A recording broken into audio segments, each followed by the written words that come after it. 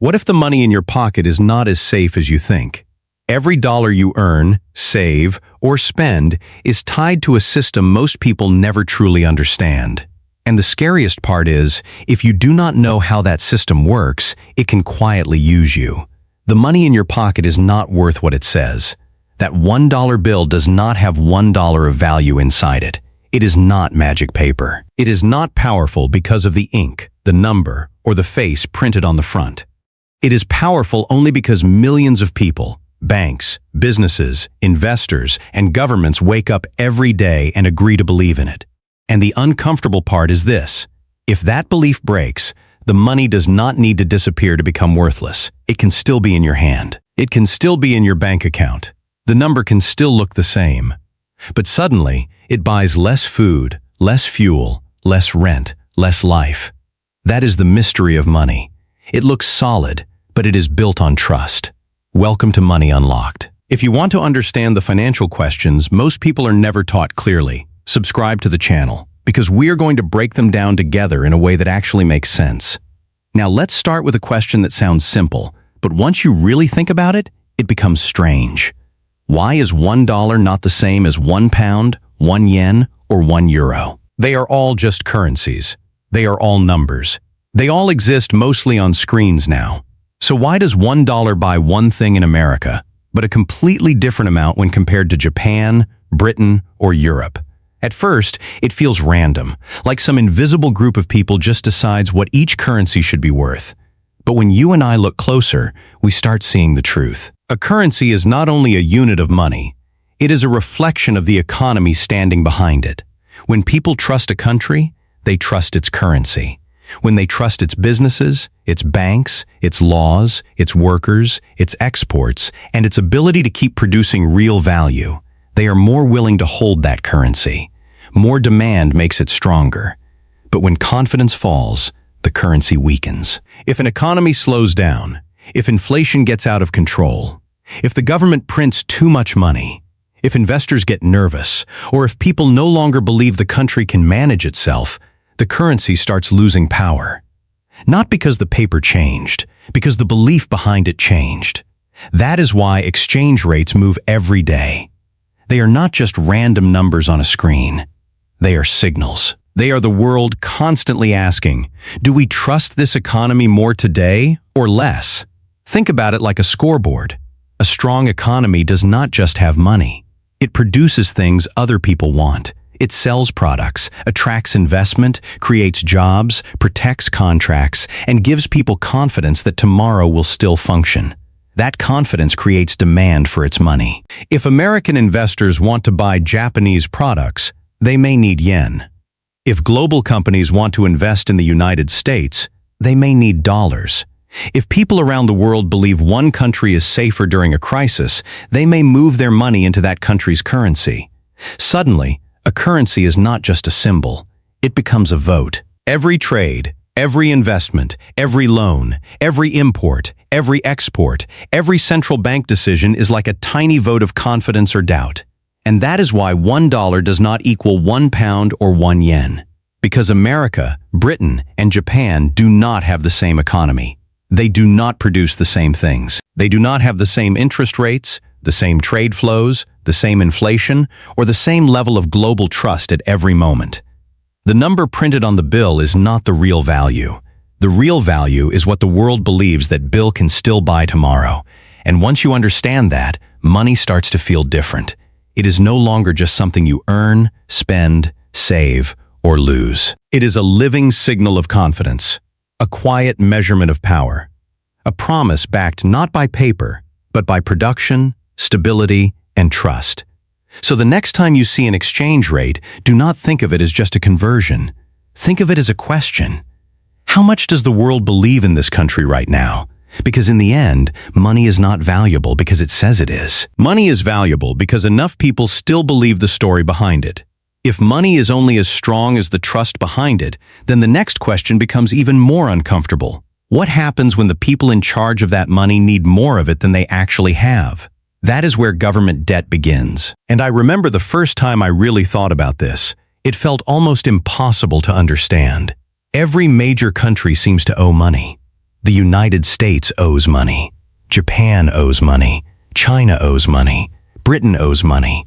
Countries talk about trillions in debt like it is normal. And if you and I owed even a tiny fraction of that, our lives would collapse overnight. So who are these countries paying? Who is standing on the other side of the bill? The answer is not one person, one bank, or one secret organization. Most of the time, governments owe money to a huge network of lenders. Ordinary citizens, banks, retirement funds, insurance companies, investment firms, and even other governments. They borrow by selling bonds. A bond is basically a promise. You lend the government money today, and the government promises to pay you back later with interest. It sounds almost too simple for something that moves trillions of dollars, but that is the foundation of national debt. The strange part is that countries usually do not pay off all their debt the way a normal person tries to pay off a loan. They refinance. They sell new bonds to pay old ones. They keep the system moving as long as people still believe the government will keep making payments. That belief is everything, because national debt is not like personal debt. If you or I stop paying our bills, the lender can damage our credit, take us to court, or seize property. But you cannot repossess a country. You cannot take back a bridge, a military base, or a national park and sell it on the open market. A country survives on credibility. As long as lenders believe it can tax, grow, produce, and pay interest, they keep lending. But if that belief breaks, the debt becomes dangerous fast. Interest rates rise. Borrowing becomes more expensive. Investors pull away. And suddenly the same debt that looked manageable starts looking like a warning siren. But then comes the question almost everyone asks: why borrow at all? Why not just print the money? At first, that idea feels logical. If the government controls the currency, why not create more of it? Why go through bonds, interest payments, and debt ceilings when a printing press can solve the problem? But money is not wealth. Money is a claim on wealth. That difference matters. Imagine a small town with 100 people and 100 loaves of bread. Everyone has enough money to buy one loaf. Now imagine the town suddenly doubles the amount of money in everyone's pockets, but the number of loaves stays exactly the same. For a moment, people feel richer. Then they all rush to buy the same bread. The baker sees more money, chasing the same supply, so prices rise. The loaf that cost $10 becomes $20, then $30. Nothing real was created. There was no extra wheat, no extra oven, no extra worker, no extra food. There was only extra money. That is inflation. Printing money without increasing real value does not make people richer. It makes each unit of money weaker. The number in your account may stay the same, or even grow, but your life becomes more expensive around it. That is why inflation feels so personal. It does not arrive like a thief kicking down your door. It arrives quietly. A smaller grocery bag, a higher rent notice, a gas tank that costs more to fill, a paycheck that technically increased but somehow stretches less than before. And yet, the opposite problem can be just as dangerous. Deflation sounds beautiful at first: falling prices, cheaper cars, cheaper houses, cheaper groceries. Who would not want that? But if prices keep falling, people begin to wait. Why buy today if it will be cheaper tomorrow? Why invest now if demand is weakening? Why hire workers if customers are holding back? Spending slows. Businesses earn less. They cut prices again. Then they cut jobs. People lose income, so they spend even less. The economy starts freezing from the inside. Debt becomes heavier too. If a business borrowed $50,000, it still owes $50,000. But if prices and revenue fall, paying that debt becomes harder. The number stays fixed while the ability to pay shrinks. That is the trap. Inflation burns purchasing power. Deflation freezes movement. And somewhere between those two dangers, governments try to keep the whole machine alive. Not too much money. Not too little demand. Not too much debt. Not too little confidence. The deeper you and I look at it, the clearer it becomes. An economy does not run only on dollars, bonds, or policies. It runs on motion. It runs on trust. And when either one breaks, the numbers on the screen stop feeling like numbers and start affecting real lives. Derde la fundu 3 duk viet lai theo dung yuko, ka ko chien teep mert to fun turk. And once you realize that money depends on motion and trust, you start seeing that the economy does not stop at your country's border. It moves across oceans, it rides on cargo ships, it passes through ports, banks, contracts, factories, warehouses, and currencies most people never think about. By the time you and I pick up a product in a store, that product may have already traveled through a financial story we never got to read. That is why trade sounds simple from far away, but feels very different when it reaches our wallets. One of the clearest examples is tariffs. When a government announces a tariff on imported goods, it usually sounds strong. It sounds like one country is making another country pay. The headline makes it feel like a punishment. A foreign supplier sells too much, competes too aggressively, or threatens local jobs, so the government adds a tariff to protect domestic industries. On the surface, it sounds like the foreign country is paying the price. But when you and I follow the money, the truth becomes less dramatic and more uncomfortable. The foreign country usually does not pay the tariff directly. The importer pays it. If an American company buys steel from another country, and that steel arrives at the border with a tariff attached, the American company has to pay that extra cost before the steel enters the market. The foreign seller may still receive the original price. The tax is collected from the company bringing the product in, and that company now has a problem. It can accept lower profits, or it can raise prices. Most businesses are not built to quietly absorb higher costs forever, so the cost begins to move. It moves from the importer to the manufacturer, from the manufacturer to the retailer, from the retailer to the customer. By the time it reaches you and me, the word tariff has disappeared. It does not show up on the receipt as a warning. It just looks like a more expensive car, a more expensive appliance, a more expensive tool, a more expensive home repair, or a higher price for something we used to buy without thinking. That is what makes global trade feel almost invisible. The cause may happen at a border, but the effect can arrive months later in a shopping cart. Now, this does not mean tariffs are always pointless. Sometimes they are used to protect local workers, local companies, or industries that a country believes are important. In some cases, they can make foreign products less competitive and give domestic producers room to survive. But even then, there is usually a cost. If foreign competition becomes more expensive, local producers may not feel the same pressure to keep prices low. So even when the policy helps one group, another group may pay more. This is the part I think many people miss. Trade is not just countries arguing with each other. Trade is a chain of costs. And every cost in that chain is looking for someone to carry it. Sometimes businesses carry part of it. Sometimes investors carry part of it. Sometimes workers carry part of it. But very often, the final customer carries more than they realize. And tariffs are only one piece of the global money game. Currencies are moving too. When one country exports a lot, buyers around the world may need that country's currency to pay for its goods. That creates demand. When investors believe a country is stable, they may move money into that country's assets. That also creates demand. When a country imports more than it exports, sends more money out than it brings in, or loses investor confidence, pressure can move the other way. So trade does not just affect prices. It can affect the value of money itself. A factory order can influence currency demand. A shipping delay can raise costs. An energy shock can make production more expensive. A central bank decision can change borrowing costs. A political decision can shift trade routes. A conflict far away can change the price of something sitting on a shelf near you. That is why the modern economy can feel so confusing. You and I experience it locally, but it is created globally. We see the final price, not the 1,000 decisions behind it. We see the grocery bill, not the currency movement. We see the car price, not the steel tariff. We see the rent increase, not the construction material costs that moved through 5 different countries before reaching the builder. And when we do not understand the chain, it becomes easy to believe the simplest explanation. But money rarely moves in simple lines. It moves in systems. That is the real lesson of trade. A policy that sounds far away can become personal. A decision made at a border can become a price increase in your home.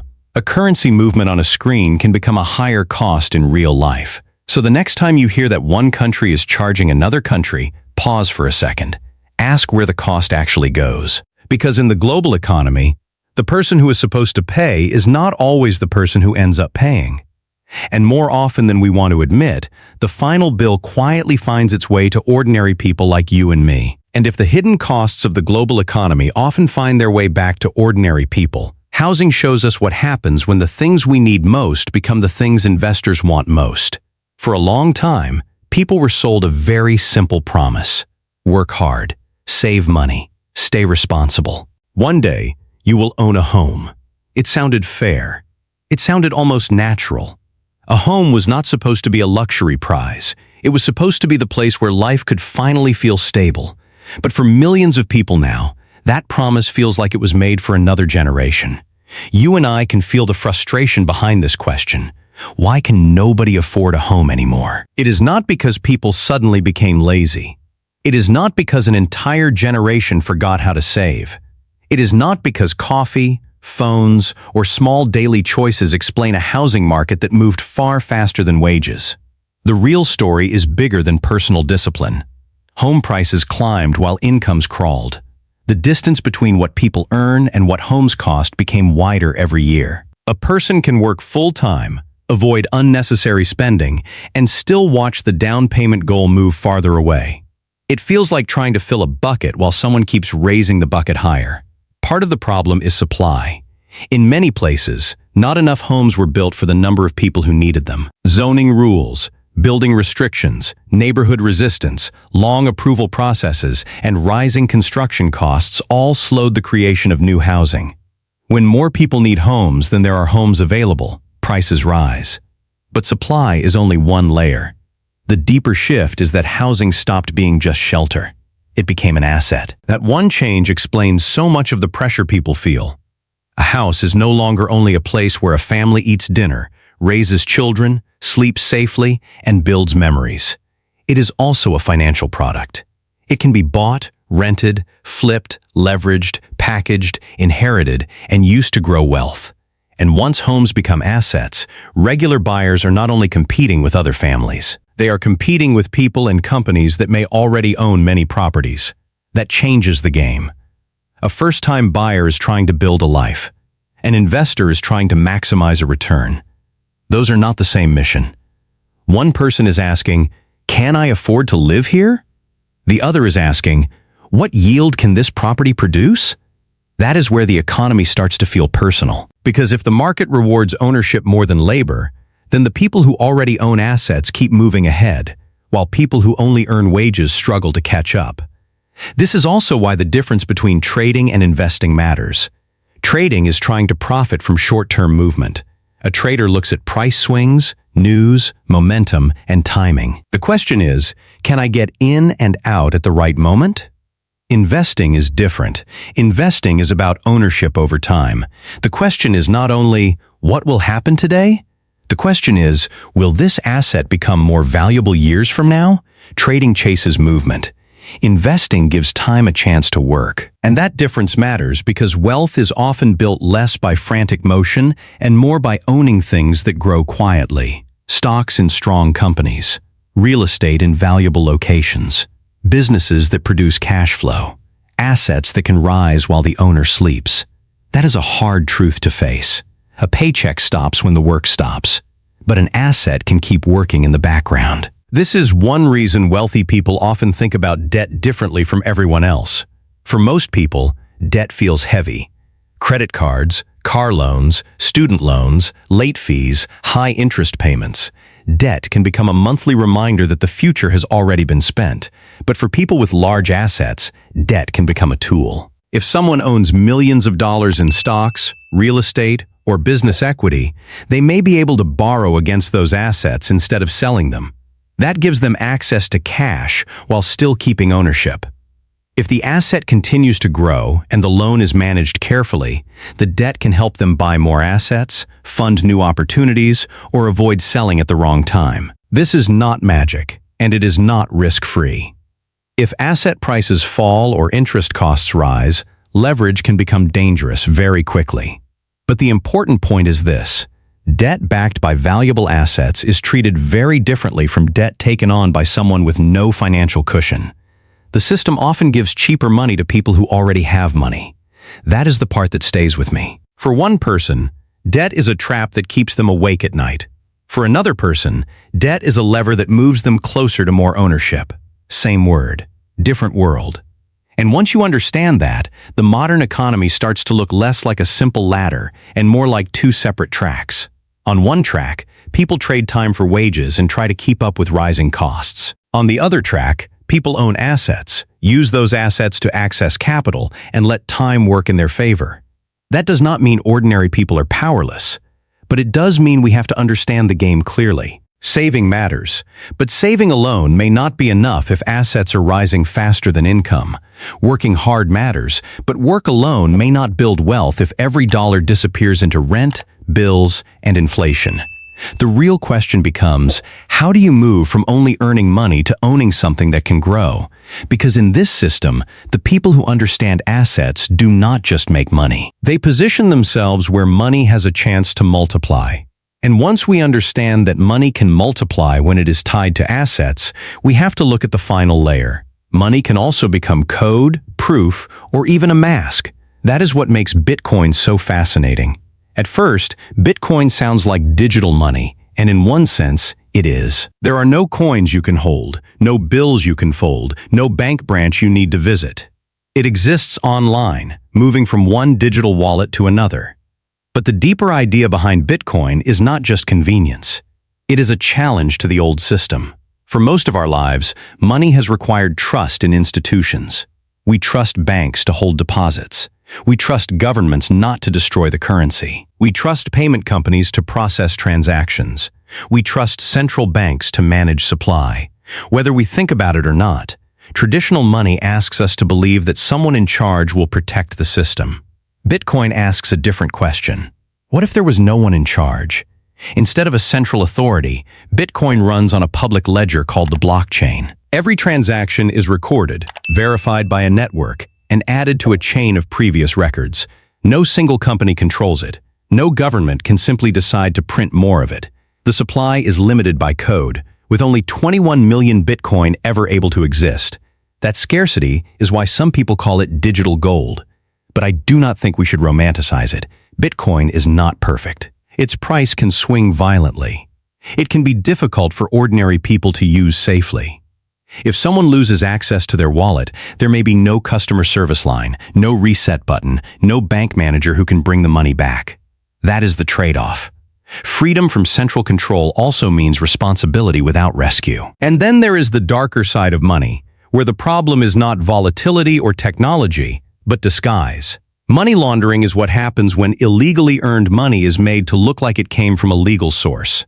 At a basic level, it is not about hiding money under the floor. It is about hiding the story of where the money came from. That is why it matters to understand it only as a warning, not as a method.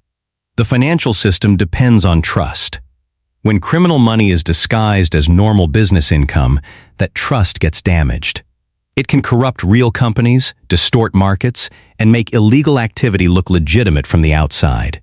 And this brings us back to the lesson behind every question we have followed. Money is never just money. Sometimes it is trust. Sometimes it is debt. Sometimes it is a price signal. Sometimes it is an asset. Sometimes it is code. Sometimes it is a mask. The same system that helps families save, businesses grow, and countries trade can also become confusing, unequal, or abused when people do not understand how it works. That is why you and I need to keep asking simple questions, even if they sound naive at first. Why does money have value? Who do governments owe? Why does printing money raise prices? Who really pays hidden costs? Why do assets make some people richer? What happens when money becomes digital? And what happens when money is used to hide the truth? These are not just financial questions. They are questions about power, trust, freedom, and responsibility. Because once you understand the language of money, the world becomes harder to fool you with. So after following all of these questions, I think the biggest lesson is this. Money is not just something we earn, spend, save, or lose. Money is a system of trust, movement, ownership, and understanding. At the beginning, $1 looked like just $1, but now it feels different. That dollar is connected to confidence in an economy, decisions made by governments, the price of goods, Global trade, the cost of housing, the power of assets, and even the way technology is trying to rebuild money from the ground up. And that is what makes finance so personal. Because these are not distant ideas. Inflation is not just a word in the news. It is the moment your grocery bag gets smaller while the receipt gets longer. Debt is not just a number on a government report. It is a promise that only works as long as people still believe in the future. Housing is not just a market. It is the difference between feeling stable and feeling like life keeps moving out of reach. Investing is not just something wealthy people talk about. It is the idea that time can either work against you or slowly begin to work for you. The deep lesson is not that money is evil or that the system is hopeless. The lesson is that money rewards awareness. The person who does not understand the rules usually reacts after the damage is already done. The person who understands the rules may not control the whole system, but they can make better decisions inside it. That is where you and I can start applying this in real life. We can pay attention to what money is actually doing, not just what it appears to be doing. When prices rise, we can ask what is happening behind them. When we hear about debt, we can ask whether it is being used to survive or to build. When we think about income, we can also think about ownership. When we see a financial trend, we can slow down and ask whether it is real value, speculation, fear, or trust moving through the system. We do not need to become economists overnight, but we do need to become harder to confuse. Because once you understand that money is a language, you stop only looking at the numbers. You start reading the meaning behind them. And maybe that is the real power of financial education. It does not promise that life becomes easy. It does not promise that every person becomes rich. But it gives you a clearer map. And a person with a map is always less lost than a person walking blindly. So here is my simple question for you. Which financial question do you want us to explain next? Inflation, housing, Bitcoin, debt, or investing? Please comment your answer below so everyone can share their point of view and learn from each other. And if this video helped you understand money a little more clearly, subscribe to the channel to support us. It gives us more motivation to keep making simple, useful, and honest videos like this.